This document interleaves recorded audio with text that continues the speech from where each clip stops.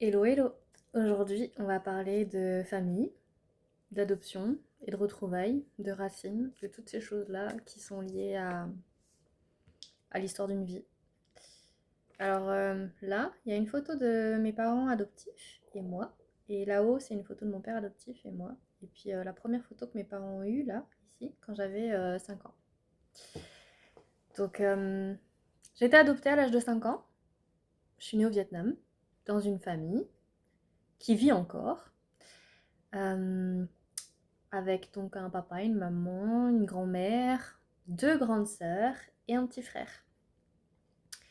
Mes parents adoptifs, ils pouvaient pas avoir d'enfants et donc ils ont décidé de m'adopter. Mais comme ils avaient 20 ans d'écart, ils pouvaient adopter qu'une enfant qui avait 5 ans, voilà, ou 6 ans. Et donc moi je suis arrivée en France à l'âge de 5 ans, c'était en décembre 98. Et mes parents adoptifs avaient décidé de rencontrer mes parents biologiques pour pouvoir créer une certaine connexion, passation. Et donc, ils étaient venus au Vietnam 2 fois en novembre, justement pour pouvoir me rencontrer, pour pouvoir parler à ma mère, à mon père et passer des moments ensemble. Et ça a permis, on va dire, de créer du lien et de les quitter en douceur. Mais mes parents, en fait, ils m'ont eu donc tardivement. Ma mère, elle avait 45 ans à l'époque et mon père 65. On avait 60 ans d'écart avec mon père et 40 ans d'écart avec ma mère. Et pendant les premières années, j'ai eu des lettres que ma famille biologique m'a envoyées. Une lettre par an qui était écrite en vietnamien, donc on a dû les faire traduire. Et dedans, elle m'a expliqué toute mon histoire. Elle a expliqué que eh bien, c'était pas par un manque d'amour qu'ils m'ont abandonnée. Ils m'ont en fait confiée à une famille aimante et qui avait les moyens de me donner la vie qu'ils ne pouvaient pas m'offrir. Et donc c'était pour eux un acte d'amour et, euh, et que si elle avait pu le faire autrement, elle l'aurait fait autrement. Ma mère biologique, elle a eu donc 4 enfants, dont entre ma grande sœur et moi, enfin une de mes sœurs et moi, elle a fait 8 fausses couches. Et là-bas, au Vietnam, à l'époque, il y avait encore une politique de 2 enfants maximum par famille. Et donc, mes parents biologiques s'étaient officiellement séparés pour avoir chacun 2 enfants. Et officieusement, ils étaient toujours ensemble. Euh, Ils s'attendaient pas à avoir mon petit frère après. Donc, je sais que mes parents adoptifs voulaient adopter une fratrie. Et ils auraient bien voulu adopter mon petit frère, mais bon, un petit garçon, c'est quand même mieux qu'une petite fille. Et donc le petit garçon, ils l'ont gardé. J'ai grandi donc en recevant ces lettres, en sachant que j'ai été aimée des deux côtés de l'océan. Et, et un jour, les lettres, elles ont arrêté d'être envoyées parce que on a déménagé. En fait, en France, je suis arrivée dans un petit patelin et après, on a décidé de déménager parce que c'était plus simple. Et donc, on recevait plus de lettres. Et un jour, les nouveaux propriétaires de l'ancienne maison ont ramené la lettre à ma maman, qui était dentiste dans la ville. Et donc, elle m'a ramené la lettre. C'était une lettre de 2004, quelque chose comme ça. C'est la dernière lettre que j'ai reçue. Que j'ai fait traduire aussi. Mais c'était pas évident de les faire traduire parce que c'est un vietnamien un peu parlé. Donc c'est comme si c'était bourré de fautes d'orthographe en fait en français. Et de syntaxe et de grammaire. Et, et donc je me suis dit, bah, c'est comme ça, j'ai jamais cherché à savoir d'où je venais ou à qui je ressemblais parce qu'en fait j'avais déjà des photos. En fait, Mes parents adoptifs ont fait beaucoup de photos quand on a rencontré mes parents biologiques, et donc j'avais des photos de mes parents. Je savais enfin, je sais à qui je ressemble, à ma mère et à mon père, donc j'avais aucun problème là-dessus. Le seul regret que j'avais quand j'étais petite, c'est de ne pas avoir connu mon petit frère et de ne pas savoir à quoi il ressemblait. C'était la seule chose. Mais sinon, tout le reste, aucun problème. Mes sœurs, je savais, j'avais encore en tête leurs prénoms, les jeux qu'on faisait dans les arbres, le temps qu'on a passé ensemble en fait en famille. Et ouais, on avait un bol de riz pour 3 jours. Donc pour 3 personnes.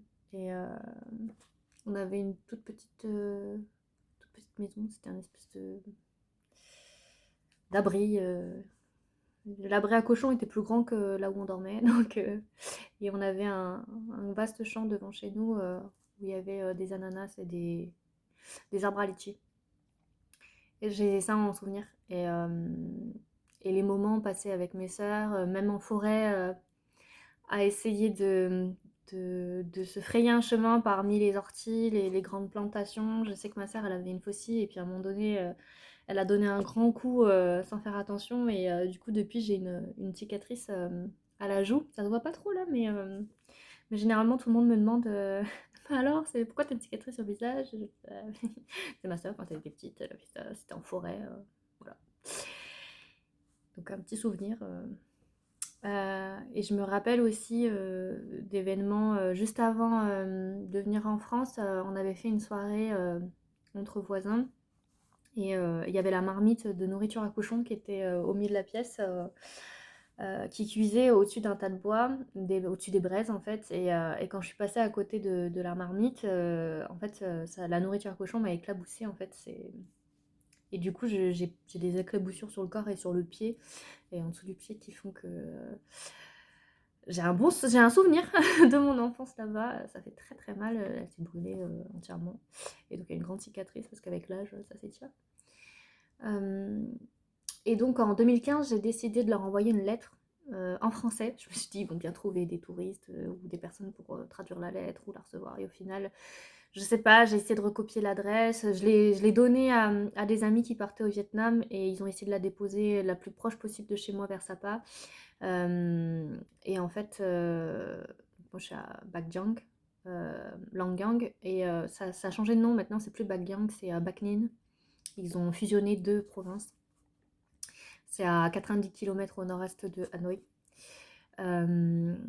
Et ils n'ont jamais reçu ma lettre en fait. Je leur ai expliqué que j'avais fait des études d'archi, que je l'ai pardonné de m'avoir confiée à une famille française, et que si un jour ils avaient envie qu'on se voit, il n'y avait pas de problème.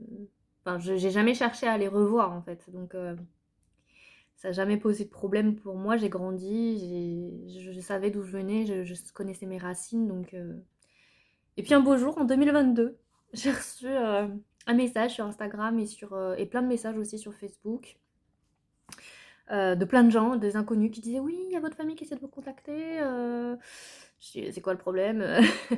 Je me suis dit au départ, c'est une arnaque, c'est pas possible, ils veulent de l'argent. Et puis au final, je vais sur les comptes Facebook qui m'envoient, et puis je reconnais ma mère forcément.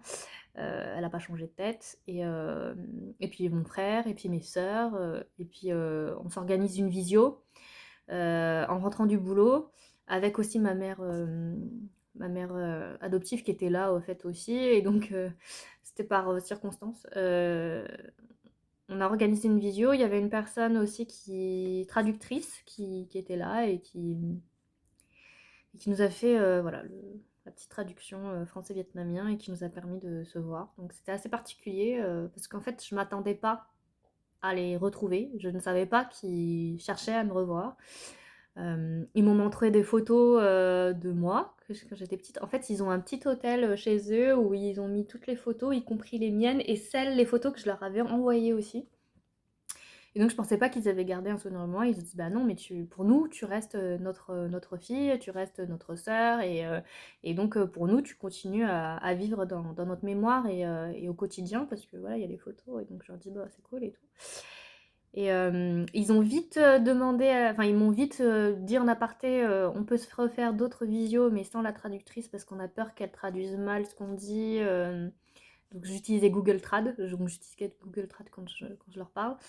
Et ils m'ont dit oui, on veut pas que la traductrice te demande de l'argent. Nous, on te contacte, c'est pas du tout pour ça. On te contacte juste pour savoir où tu en es de ta vie, pour pouvoir voilà, savoir à quoi tu ressembles. Et c'est marrant parce que je ressemble comme deux gouttes d'eau à ma mère et à mon père et à mon frère. Un petit peu moins aux sœurs parce qu'elles elles ont fait quelques comment dire, opérations pour la dentition, pour redresser les dents. Elles mettent de la colle pour pouvoir avoir un œil un peu plus européen. Voilà, mais sinon, oui, mon père, ma mère et mon frère, on se ressemble énormément et ça fait bizarre en fait parce que quand j'ai grandi ici en France, j'avais pas de modèle. En fait, j'avais personne sur qui me projeter, m'identifier. Mes parents, mon père, il était type caucasien, blanc, né ici, enfin en Auvergne. Ma mère, franco-italienne, d'une mère française et d'un père italien. J'avais pas de modèle. Et puis à l'école, on avait très peu de diversité. J'étais dans. Il y avait peu de diversité. Il y avait un de mes camarades de classe qui était franco-sénégalais. Et les autres étaient tout blancs, quoi. Enfin, j'avais pas d'autres personnes d'origine asiatique, enfin au début. Un peu plus vers le lycée, il y avait une camarade de classe qui était sino-vietnamienne. Mais sinon, j'ai croisé très peu d'asiatiques en fait. Et je sais que on avait essayé de trouver une diaspora vietnamienne à l'époque pour essayer de maintenir la langue, sauf qu'au tout début, j'étais pas à Clermont, j'étais à Jarza, et donc du coup, il n'y avait pas de diaspora vietnamienne, c'était une diaspora portugaise. Et même pour m'inscrire à l'école, ça a été très compliqué. On a dit à ma mère, ah non mais on n'a personne, on peut pas accueillir votre fille dans notre école, il va falloir la mettre dans une école spécialisée ou j'en sais rien, mais pas ici, et ça aurait été mieux qu'elle soit portugaise. Je dis, bah non. Donc ma mère, elle m'a inscrite dans une institution privée à Clermont et qui a accepté que je prenne l'école en cours de route, parce que comme j'étais arrivée en décembre 98, et bien j'étais à l'école en janvier 99. Et donc de janvier à juin, en fait, j'ai rattrapé tout le programme de toute la primaire, parce que je suis arrivée en grande section directement, et donc il a fallu m'apprendre absolument tout. Les autres savaient déjà parler, hein, ils savaient écrire leur prénom au moins. Et moi, que dalle. Donc, ça a été. J'ai pendant longtemps été assise au fond de la classe. Je me mêlais pas aux enfants, j'écoutais. Et puis, en mai, je crois que c'est ça, vers mai-juin, là, j'ai commencé à vouloir me mêler à la classe et à faire des activités. Et, je me souviens, ma maîtresse avait dit à mes parents Fleur, elle s'est levée, elle parle. Elle a demandé, je me souviens très bien parce qu'on avait un cheval à dessiner dans une prairie et je me souviens que je m'étais levée pour en faire un, enfin pour au moins faire la queue du cheval avec le museau et les oreilles du cheval. C'est la seule chose que j'avais faite voilà. Et après, pendant l'été, on a rattrapé en fait le temps perdu avec mes parents pendant les vacances, à refaire tout le programme de l'année. Et puis en CP, on m'a autorisé à rentrer en... on m'a autorisé à rentrer en CP, pardon. Et j'ai rattrapé tout mon retard. Donc j'avais des bonnes notes, je m'exprimais correctement, je savais écrire et lire. Donc ça, c'était top. Et puis après, j'ai fait toute ma scolarité normale jusqu'au bac. Et donc je me dis... j'ai plutôt bien réussi ma vie. J'avais peur de... J'avais peur que, en écoutant un peu aussi les reportages que je pouvais avoir, d'avoir une perte d'identité, de ne pas savoir qui j'étais. J'avais peur d'être comme tous ces enfants qui recherchent absolument leur famille. Et en fait, pas du tout. Comme quand j'étais petite, en fait, comme mes parents adoptifs avaient fait cette démarche de les rencontrer, mes parents, en fait, ça a été très simple. En fait, j'ai eu un carnet. Ma mère, elle a fait un carnet de vie que lui avait conseillé la psy pour enfants. Elle a fait un grand carnet où dedans, elle a écrit toute mon histoire. la démarche de pourquoi elle m'a adoptée et tous les moments, tous les souvenirs dont elle a relaté en fait les faits pour que je me souvienne de mon enfance. Sauf qu'en fait, je pense que c'est lié à la rupture brutale entre le Vietnam et la France, le fait d'être télétransporté, d'être emmené comme ça. En fait, j'ai développé une sorte d'hypermnésie. En fait, à partir du moment où j'ai été adoptée, je me suis souvenue de tout jusqu'à maintenant. Comme si j'avais envie de ne rien oublier. Comme si je ressentais le besoin de tout garder en mémoire, de tout répertorier, de me souvenir de tout ouais, pour ne absolument rien oublier, de ne pas les oublier eux, qui ne m'oublient pas en fait. Je pense que c'était ça. Et, euh, et je me rendais pas compte de ce besoin-là jusqu'au moment où ils m'ont retrouvée. En fait, quand ils m'ont retrouvée et qu'on a discuté et qu'on a échangé et que on a continué à faire des visios après une fois tous les mois ou tous les 2 mois ou tous les 3 mois, en fait, je me suis rendu compte que c'était important. Je me suis rendu compte que c'était comme une boucle qui se refermait. Et je comprends maintenant, aujourd'hui, les personnes qui ressentent ce besoin de rencontrer leur famille, de savoir ne serait-ce les prénoms, les noms, leur histoire, pourquoi on les a laissés, voilà, ces choses-là. Parce que quand on ne sait pas, euh, on est en quête perpétuelle de connaissances. Et ça, je m'en suis rendu compte parce que quand j'ai été adoptée, ma mère a une amie qui a aussi adopté en même temps au Vietnam, enfin venait d'adopter 1 an avant une petite fille, mais à la naissance en fait. Et cet enfant-là, euh, elle a 6 ans de moins que moi. Et elle a demandé à retourner au Vietnam pour aller au plus près de là où elle est née. Elle est même allée à l'orphelinat et en fait, elle a absolument rien trouvé. Et donc, ça a été très difficile de revenir sans rien, sans information. Euh, j'ai une collègue de boulot qui a une amie qui est vietnamienne et qui, elle, était en quête de ses parents, de sa famille, et qui est partie au Vietnam pendant 6 mois pour travailler et puis pour aussi essayer de retrouver sa famille. Elle n'a pas retrouvé sa famille, mais elle a retrouvé en fait des personnes qui ont côtoyé sa famille, qui avaient des informations. Et par contre, elle est revenue un peu plus pas sereine du tout. Elle avait de la colère en elle.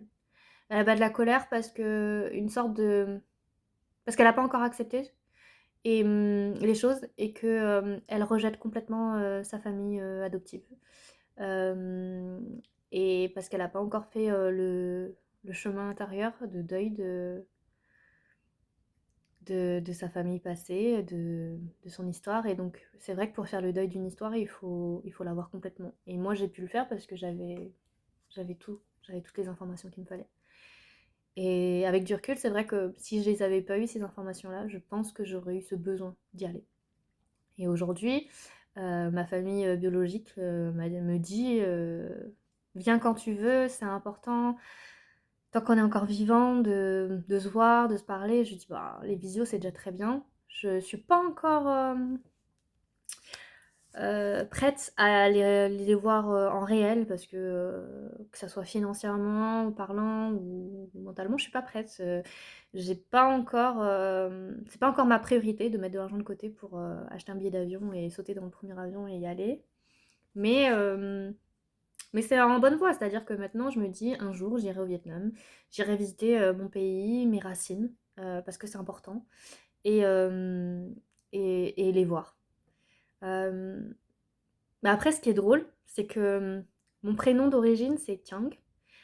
Ça veut dire délicatesse. Et mes parents adoptifs, pour que je sois pas intégrée, assimilée, du coup, à la France. À l'époque, c'était encore un peu compliqué dans le niveau prénom. Donc, ils se sont dit, pour pas que j'ai trop de problèmes à l'école, que je subisse pas de harcèlement, ils ont modifié mon prénom. Donc, je m'appelle Fleur maintenant. Et je les en remercie parce qu'en fait, même en m'appelant Fleur, ma scolarité a été certes facile au niveau de l'apprentissage, mais très compliquée au niveau social. J'avais des amis, il n'y avait pas de problème, mais par contre, je subissais quand même des discriminations, du racisme, et c'était horrible. Il n'y a pas un seul jour, jusqu'à encore il y a 2 ans, où on m'a pas dit bonjour, hey salut bol de riz, tasse de citron jaune pressé, ou ça va, tu vois quelque chose avec tes yeux? Ouais, ça a été très très difficile pour moi de supporter ça. En fait, j'encaissais, mais j'encaissais tellement que des fois, il suffisait qu'on me sorte un truc et je me mettais à pleurer parce qu'en fait, c'était trop dur. Dès que je sortais des cours et que je traversais la cour et je voyais à côté de moi des personnes assises et qui me criaient bonjour, bonjour, qu'est-ce qu'elle a la chinoise? Et en fait, je crois que ça m'a tellement traumatisée d'entendre tout le temps ça tous les jours qu'en fait j'avais une sorte de déni. Des fois, je me rendais même plus compte que j'étais asiatique. Enfin, je sais pas comment vous dire ça, mais comme j'ai grandi dans une famille de blancs, euh, des fois j'avais l'impression d'être blanche. J'oubliais que j'étais jaune en fait. Et à chaque fois qu'on me disait hey, bol de riz, à chaque fois je me dis mais pourquoi il m'appelle bol de riz? Et je me dis ah oui, c'est vrai, je suis vietnamienne. C'est vrai, je suis jaune. Et ça a été très très dur, ouais. Jus- Au point que même pour mes demandes de stage, on a quand même été demandé c'est quoi vos origines? Enfin, vos origines anciennes. Vous comptez retourner dans votre pays d'origine ou vous voulez rester en France? Je dis, pardon? Et je me rappelle, il y a même un gars, enfin, un patron qui m'a dit oui, parce que vous savez, moi, enfin, je vous dis ça, mais moi, ma fille, elle est comme vous, elle est sri-lankaise. Je fais Sri Lanka, Vietnam, ok, c'est l'Asie, mais c'est pas tout à fait la même chose. C'est comme si j'essayais de vous comparer un anglais avec un espagnol. Donc non, c'est pas possible. Voilà, ça a été très dur. Donc j'ai appris au fur et à mesure à mieux accepter ça. Mais je vous avoue qu'au début, c'était une souffrance. Et puis maintenant, j'ai appris à surmonter ça et même à répondre. Je me rappelle, j'étais allée du côté de Marseille et puis j'ai croisé des paysagistes qui étaient en train de faire des espaces verts là et qui me regardent et qui fait bonjour. Je la regarde, je fais pardon. Vous pouvez répéter s'il vous plaît? On est en France, vous dites bonjour avec avec un accent normal au lieu de m'imiter, s'il vous plaît. Et ils m'ont dit non, non, mais c'est avec l'accent marseillais. Je lui dis pardon, l'accent marseillais et l'accent asiatique, c'est pas du tout la même chose. Donc ils se sont excusés. Mais maintenant, c'est bon, j'ai de la répartie. Mais c'est vrai qu'à l'époque, c'était un peu compliqué. Et au-delà de ça, c'est vrai que j'ai eu aussi, outre la discrimination, enfin pas le racisme, ordinaire, le fait que mes parents étaient âgés. Et donc mes parents surtout avaient 20 ans d'écart. Et donc ça aussi, c'était quelque chose parce que quand j'allais à l'école ou quand on venait me chercher récupérer, que ce soit pendant les activités extrascolaires ou scolaires, ah, il y a Fleur, il y a ton papy qui est arrivé. Et donc je dis, c'est pas mon papy, c'est mon papa. Voilà. Donc, mais ça c'est pareil, enfin, j'avais l'occasion d'en parler pendant un reportage grand format au 20h de France 2 où ça s'appelait Parents tardifs, parents plus vieux, parents heureux. Et c'est vrai que je ne regrette absolument pas que mon père, là, soit plus vieux, ait été plus vieux, parce qu'il m'a appris tellement de choses, tellement d'expériences, il me racontait tellement de son histoire. J'adorais quand il venait me border le soir, parce que je lui demandais tout le temps une anecdote de la guerre, une anecdote de quand il était petit. Et j'ai ça en mémoire. Maintenant qu'il est plus là, ça fait 10 ans, bientôt 10 ans, ouais, presque quasiment 10 ans, donc du coup, qu'il est décédé. Et, euh, et tous les jours, je me, je me rends compte de la chance que j'ai eue, que mon père ait été aussi présent pour moi. Parce que quand je suis arrivée, il s'est mis en pré-retraite puis en retraite et il m'emmenait partout. Il faisait le taxi, il m'emmenait à mes activités, il m'attendait aussi sur place. Il emmenait un bouquin. Genre quand il m'emmenait à la piscine avec mes amis, il venait avec un bouquin. Et il était à la fenêtre de l'accueil et puis il nous surveillait de loin. Et dès qu'on avait fini nos activités, et ben, il nous récupérait. Et je trouve ça extraordinaire parce qu'il avait une patience incroyable. Quand je venais le voir dans le salon qu'il était en train de lire, je lui dis papa, regarde-moi danser. Je mettais la musique et je regardais pour pouvoir danser. Et du coup, pas une seule fois il a soufflé. Pas une seule fois. Il était tellement heureux. En fait, il a pris son bouquin. Il prenait son bouquin. Il avait son bouquin dans les mains. Il me regardait. Oui, ma chérie, pas de problème. Il fermait le bouquin, il le posait sur le côté et il me regardait danser. Et il était attentif. Pas une seule fois, il s'est dit ah non, mais c'est bon, ça suffit, ça fait déjà 1 heure que tu danses, j'ai envie de regarder la télé ou d'ouvrir le bouquin, de continuer à lire. Non, pas une seule fois. En fait, il a toujours été très présent pour chaque instant parce que ma mère lui avait dit lui avait dit il faut absolument que tu profites de notre fille et le temps passe tellement vite qu'il faut que voilà, tu en profites pleinement. Et je me rappelle voilà, que tous les moments passés avec étaient super. On a fait des dîners aussi en tête à tête avec mon papa. Quand ma mère en fait elle était au travail et qu'elle finissait tard, parfois on allait manger tous les deux, ou il me préparait à manger. C'était c'était incroyable. Jusqu'au jour où il est devenu malade et où il a fallu que je m'en occupe, enfin qu'on s'en occupe avec ma mère. Et j'ai perdu mon rôle d'enfant et je suis passée dans le rôle d'aidant. Mais je regrette pas parce que c'était une manière de le remercier de tout le temps qu'il avait passé avec moi. Et je l'avais expliqué en podcast, j'avais fait un épisode là-dessus où quand j'ai été donc en première année de master, tous les jours, je sortais de l'école d'archi et j'avais le choix entre rentrer et passer le voir. Tous les soirs, je suis sortie de l'école et je suis allée le voir pour 18 heures, pour l'heure du repas, pour lui donner à manger, pour l'aider à manger. Et ensuite, dès qu'il avait fini le repas à la maison de retraite, je le remontais en fait dans sa chambre. Je lui disais bonne nuit et je partais. Parce qu'en fait, ma mère, elle finissait tard le soir et donc elle allait voir mon père après moi. Donc, tous les jours, pendant 1 an, je suis allée le voir et, et j'ai passé un peu de temps avec lui. Et ensuite, je rentrais chez moi et je faisais mes travaux d'archi, mes maquettes. Ça m'a permis de faire le deuil progressivement. Parce qu'en 1 an, il est parti et en fait, l'année de mes 22 ans, mon père en fait est rentré à la maison de retraite en fait en mai-juin 2015 pour un problème d'embolie. Et ensuite, ils l'ont placé en EHPAD. Et il l'avait mis en fauteuil à un moment donné parce qu'il avait du mal à marcher. Et à l'époque, en 2015, j'avais décidé avec mon ex-compagnon de se marier. Et donc mon père, il a dit Fleur, pour ton mariage, j'aimerais t'emmener à l'hôtel parce que c'est trop important. Et du coup, c'est pour ça aussi que je me suis mariée, parce que je me suis dit, c'est le souvenir que je veux garder en tête, qui m'emmène à l'hôtel. Et mon père s'est même souvenu. Il a dit je suis en fauteuil roulant là, mais je vais remarcher. Je vais remarcher pour toi parce qu'il y a 14 marches. Il y a 14 marches pour t'emmener à l'hôtel de la mairie, enfin la mairie, et je veux pas prendre l'ascenseur.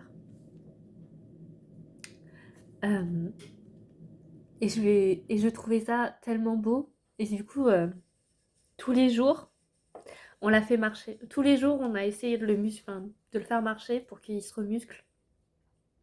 Et donc, j'ai choisi le 10 octobre 2015, 10h15 pour me marier. On allait chercher mon père à la mairie. Il a mis son costume. Et on est monté en dernier, tous les deux. On a monté ces marches. Les 14 premières marches, puis les autres marches, parce qu'en fait, il y avait bien 14 marches pour monter jusqu'au cloître, mais il y avait encore d'autres marches pour aller jusqu'à la salle des mariages. On a fait des photos.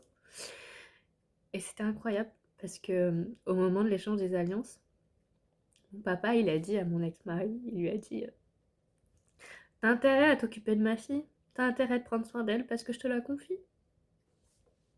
Et ça reste le meilleur souvenir que j'ai eu et je regrette absolument pas de m'être mariée pour qu'il soit là. Parce que je rêvais d'un mariage aussi à l'église où ils puissent m'emmener. Bon, on l'a pas fait, mais c'était incroyable. Et je l'ai fait en 2 temps en plus ce mariage parce que je l'ai fait aussi en décembre. Donc ça c'était à la mairie en octobre, mais j'avais fait le repas de mariage en soirée au restaurant chez une amie à l'époque en décembre. Et en décembre, je me rappelle que c'était pas possible d'emmener mon père parce que ça faisait trop tard. Parce que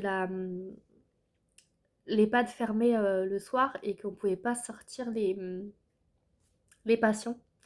Et donc mon père, il me tannait parce qu'il disait oui, bah, je vais être là au repas, quand est-ce que c'est quand la date? Et on était obligé de lui mentir, on lui a dit non, non, c'est pas maintenant, t'inquiète. On lui a menti, on lui a pas dit, parce qu'il aurait été tellement déçu de pas faire partie de ce repas.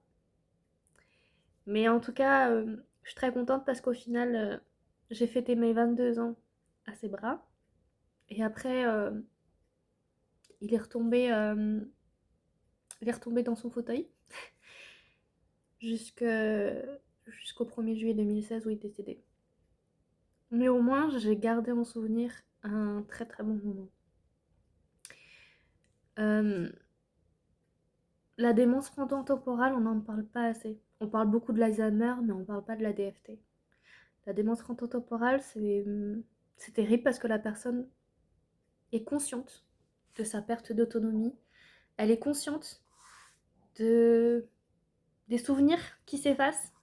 Elle est consciente de tout ce qui lui arrive en fait. Elle a des accès d'irritation, un peu de violence, de verbal, de désinhibition. Et donc, ça c'est mon chien qui fait du bruit, c'est un shih tzu, il a le nez écrasé, donc bref. Euh, et ça a été très difficile l'année de départ de mon papa, parce que c'était ma première année de master et qu'il fallait tenir bon. J'avais mon mémoire à écrire, à commencer à écrire, à faire des recherches, des choses comme ça. Enfin bref, je savais pas si j'allais y arriver, parce que l'année d'avant, je venais déjà de perdre mon grand-père. Mon grand-père a été mon modèle. Il a fait la guerre. euh, il était italien, mais il a fait la guerre du côté de la résistance, du côté des Américains, pour libérer son pays de l'influence de Mussolini à l'époque. Et c'est terrible parce que quand il est revenu, en fait, avec son uniforme américain, voir sa famille, sa famille l'a rejeté en lui disant t'es pas patriote. Il a dit si, je suis patriote, j'étais résistant. Il voulait plus de lui. Alors, il a fui le fascisme, il a fui le pays, et puis il est venu s'installer ici en France.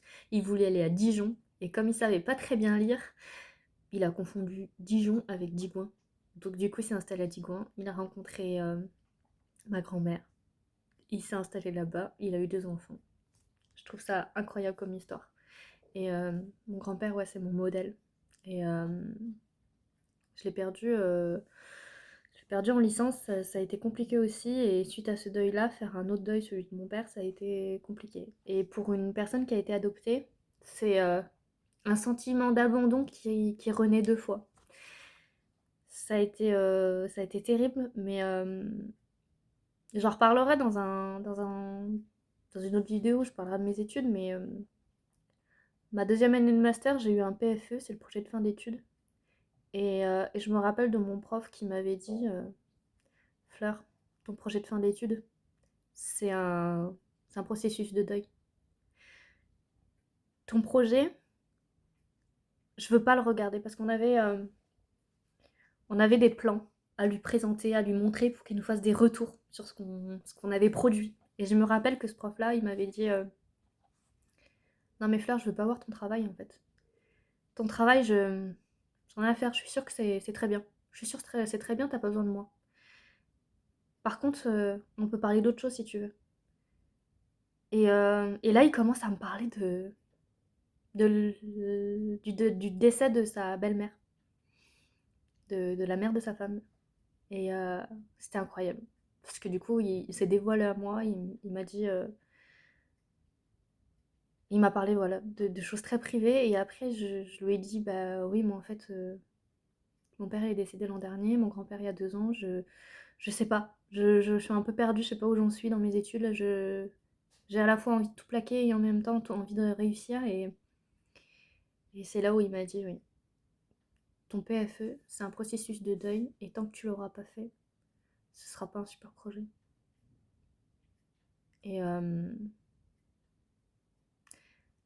l'échange qu'on a eu a été incroyable. Parce qu'il avait tout compris. Il avait compris que je pouvais pas avancer et mettre fin à mes études si j'arrivais pas à faire le deuil des figures paternelles que j'avais.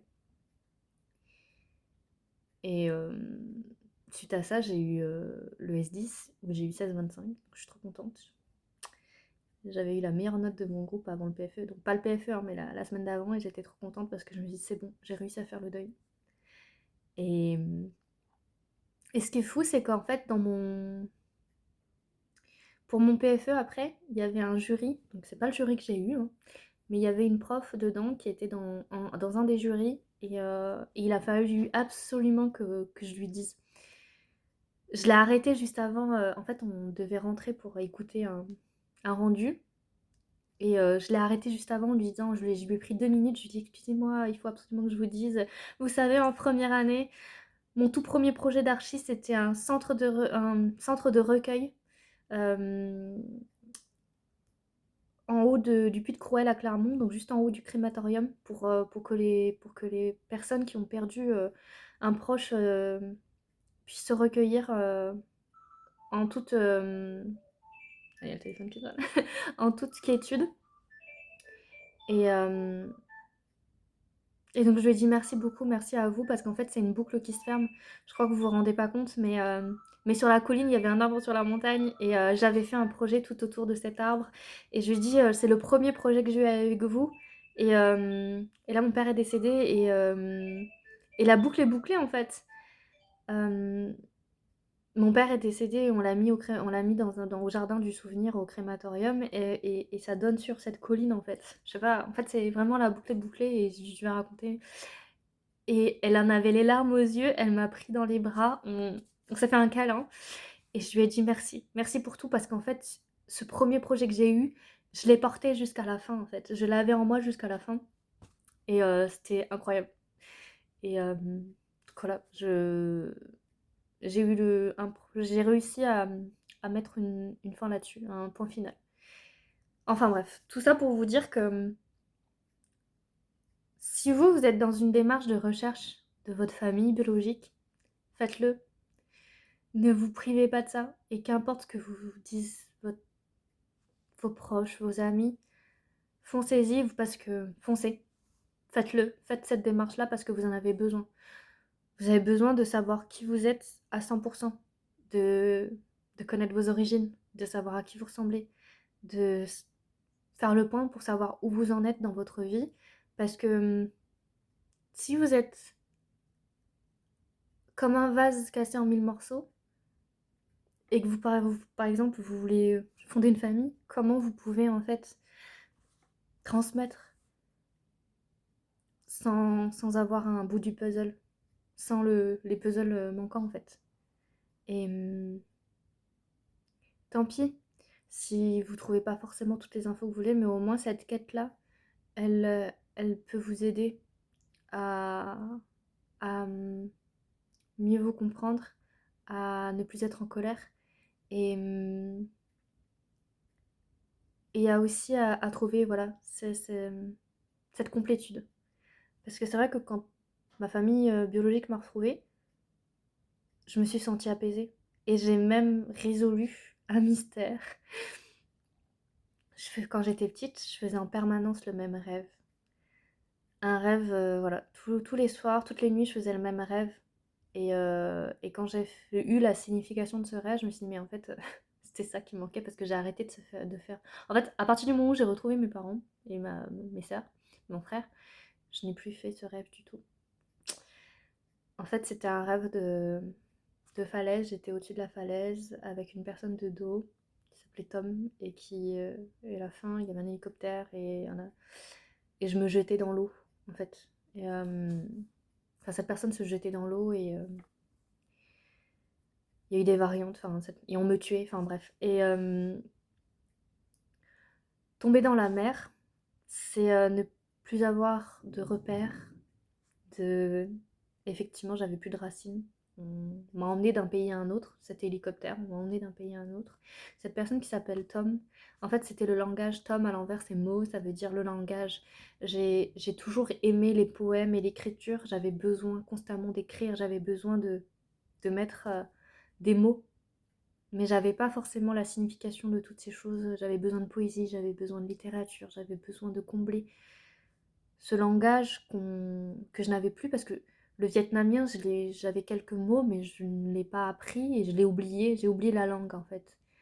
Et voilà, j'essaie de reprendre, de réapprendre le vietnamien, mais c'est vrai que ce langage que j'ai perdu, ça m'a bloqué en fait. Ça m'a bloqué une partie de moi. Et aujourd'hui, en fait, toute cette partie en fait liée à mes racines, je l'ai retrouvée. Et au départ, je pensais que voilà, les livres qui sont là, les livres du Vietnam, les livres sur la culture vietnamienne, les documentaires, des trains pas comme les autres au Vietnam, je pensais que l'échappée belle au Vietnam, je pensais que ça me suffisait et que ça me suffirait. Et ça me suffisait au départ. Mais aujourd'hui, je me dis que oui, j'ai besoin de renouer aussi avec ma culture. J'ai acheté des livres de cuisine vietnamienne pour pouvoir apprendre, voilà, à cuisiner et à maîtriser la cuisine vietnamienne parce que c'est important. C'est important parce que je comprends mieux aussi la manière dont je pense parce que c'est une culture. C'est toutes les années que j'ai passées au Vietnam, c'était là-dedans et les ressentis, la manière de fonctionner, de réfléchir, c'est cette culture-là qu'on m'a apprise en fait. Même si après j'ai on m'a inculqué la culture française, les traditions, la gastronomie française. Tout le Vietnam est resté dans ma tête. J'ai encore les odeurs, les saveurs, j'ai les caramboles dans la bouche, j'ai les litchis, j'ai l'odeur du marché, l'odeur des crevettes séchées, j'ai le vert fluo de rizière, j'ai le ciel de coton rose, j'ai tout ça en tête en fait. J'ai mon jardin qui s'étendait à perte de vue, j'ai les forêts de bambou, j'ai j'ai ces plantes, j'ai les plantes d'acacia que je mangeais. Il y a, il y a tellement de choses que j'ai en tête du Vietnam, le, de ce que j'ai emmagasiné comme souvenir.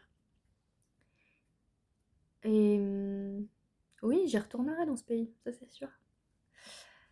Euh, et ne soyez pas en colère, surtout ne soyez pas en colère contre votre parent adoptif. Vos parents adoptifs, ils l'ont fait parce qu'ils avaient de l'amour à transmettre, ils ont de l'amour à donner. Et soyez reconnaissants, soyez fiers de votre parcours, soyez heureux et plein de gratitude pour la vie que vous avez. Et, euh, et surtout, voilà, soyez, soyez pleinement vous-même, essayez de recoller les morceaux, essayez de vous reconstruire, essayez d'être, d'essayer de résoudre ce petit Tetris. Et, euh, et comme ça, vous serez pleinement vous-même. Vous serez un puzzle complet, un Tetris résolu, oui, c'est le mot. Je vous souhaite tout le bonheur du monde. Je vous souhaite de retrouver votre famille ou au moins d'avoir des explications sur votre histoire. Et je vous souhaite d'être heureux et heureuse dans votre vie, dans votre futur. Votre, votre adoption, c'est votre histoire. Votre adoption, c'est le début et la fin d'une histoire et le début d'une nouvelle. Donc, c'est à vous aussi d'écrire tout ce que vous avez envie d'écrire. Et c'est important. C'est important d'être fier de vos origines, fier de qui vous êtes aujourd'hui et de tout ce que vous avez pu construire jusqu'à maintenant. À plus tard!